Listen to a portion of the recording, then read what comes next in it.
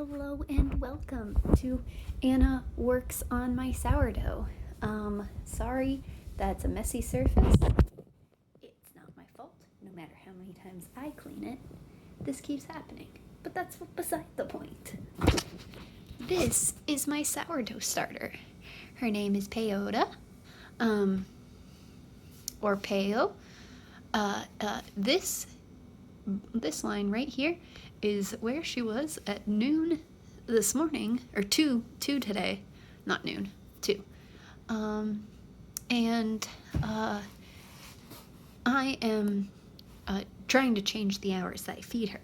So I'm actually feeding her 2 hours early because I'm going to start doing noon and midnight, and then 11 and 11, because you're supposed to feed 2 times a day for the first week after starting on the 3rd day.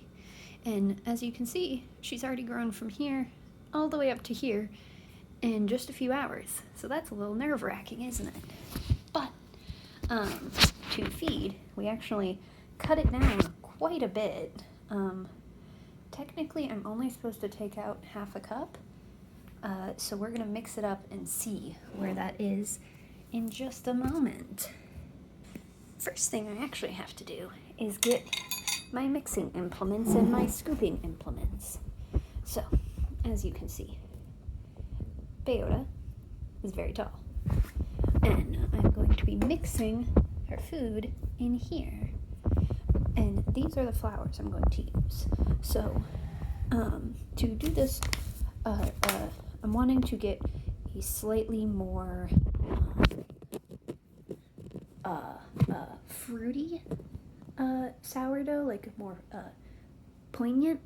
So instead of after the first day, instead of just using white flour, enriched flour, I'm continuing to use a little bit of the whole wheat flour, because it makes it grow faster and it gives it more flavor. But now I'm going to mix it up, and I make sure using the knife because it's the only thing that reaches to the bottom. So, as you can see, very airy, very goopy. Oh, it's like ASMR. This is a really nice texture. It gets actually very dense once it's all mixed. But that's okay. It also smells like butter and oranges right now, which is weird. But I'm going to finish mixing this up and then be back. So, as you can see, from giving it just a good mix, I haven't even scooped any out yet. It's already back down to here. That, all the way up to there, was only the extra gas in it.